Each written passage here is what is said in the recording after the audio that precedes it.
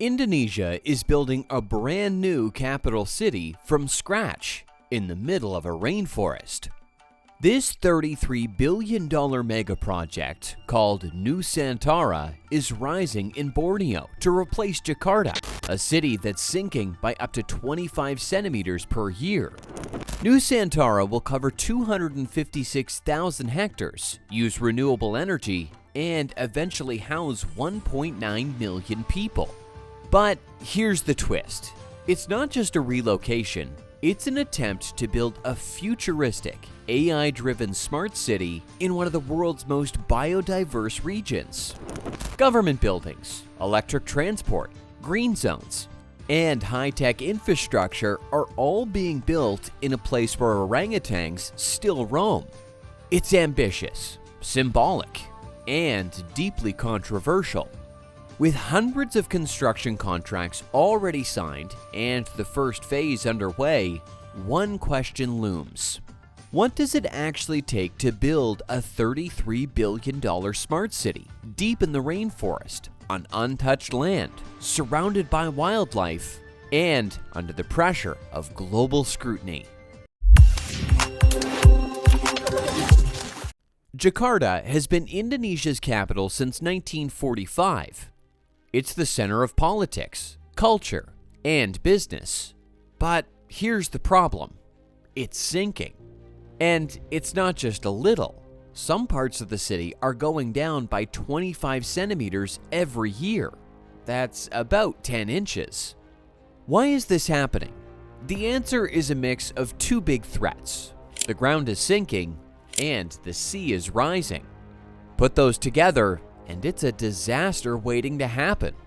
Experts say that by 2050, 1/3 of Jakarta could be underwater. But it's not just water that's hurting the city. Traffic in Jakarta is some of the worst in the world. People waste hours stuck in their cars every day. It costs the country billions of dollars. Pollution is also a big problem. The air isn't safe to breathe. And there's no room left to grow. The roads, bridges, and buildings are struggling to keep up. Has anyone tried to fix this? Yes. For years, Indonesia's leaders have worked on solutions, like adding new train lines, building sea walls, and fixing drainage systems. But none of it has solved the real problem. So, in 2019, President Joko Widodo made a surprising announcement. He said Indonesia would move its capital. That's right, the whole capital city would start fresh. But where? The answer: East Kalimantan, on the island of Borneo. The area is quiet, green, and far from the sea. It doesn't have the same problems as Jakarta.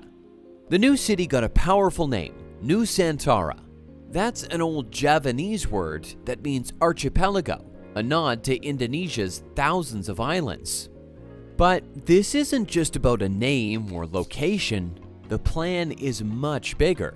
The goal is to build a new kind of capital, one that's clean, smart, and built for the future. Why Borneo? It sits in the geographic center of the country. It's also far from earthquakes and volcanoes, unlike Java.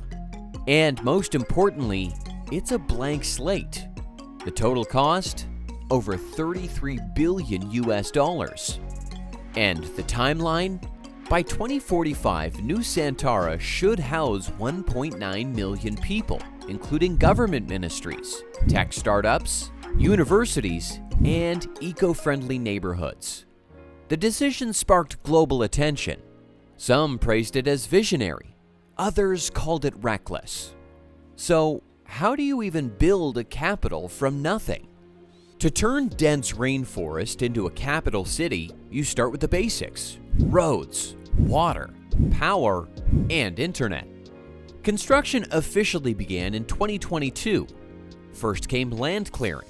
Trees were removed and the ground was prepared.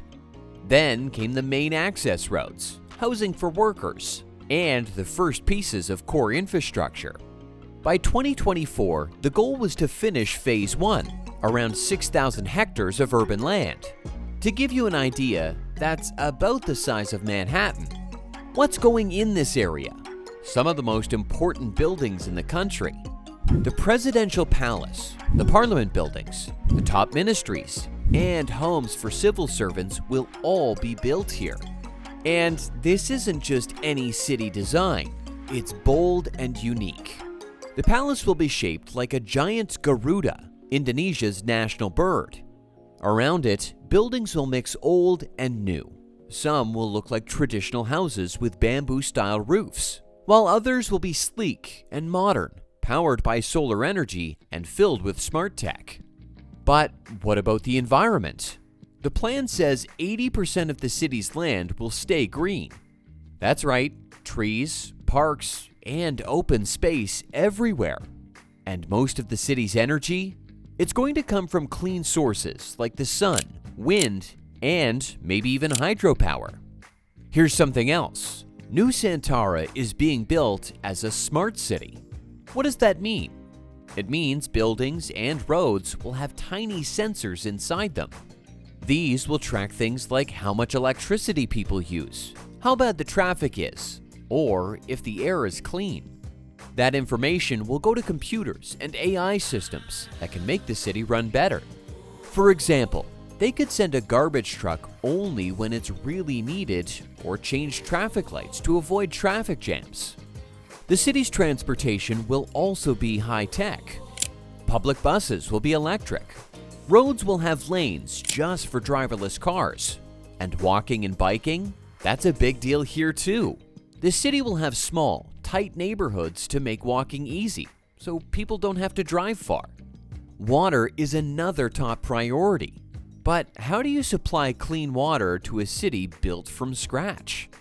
The answer lies in smart systems, rainwater harvesting, water recycling, and modern waste treatment plants will help take the pressure off rivers and underground water sources. And what about connectivity? Fiber optic cables are being installed early to make sure Nusantara has high-speed internet everywhere.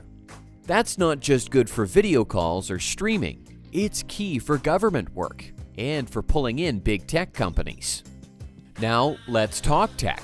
The government wants Nusantara to be a digital innovation hub. That means giving startups, research centers, and global tech firms reasons to move in. To support this, they're already planning data centers, 5G towers, and university campuses. But just how big is this plan? When finished, Nusantara will cover over 256,000 hectares. That's more than 4 times the size of Jakarta. The city is being built in phases, starting with government zone, then expanding into business areas, schools, and neighborhoods where people will live and work. And it's not just talk. Things are already moving. By 2025, over 200 construction packages have been awarded, and thousands of workers are on the ground. Big Indonesian firms are leading the way, and they're getting help from companies in China, South Korea, and the Middle East. But all this progress raises a crucial question. At what cost? Nusantara may be rising fast, but it's not without serious controversy. Let's start with the environment. East Kalimantan isn't just empty land. It's home to some of the world's most amazing wildlife. Orangutans, clouded leopards, and sun bears live there. But what happens when you carve a city out of the rainforest? Conservationists fear this could destroy one of Earth's richest ecosystems. Planners say they'll only build on 20% of the area, but critics aren't convinced. They point to signs of illegal land clearing and soil erosion.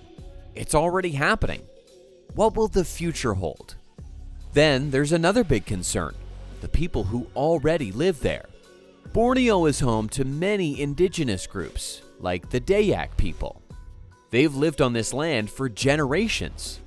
But now, as the government redraws maps and claims land for the new capital, many fear being pushed out or ignored.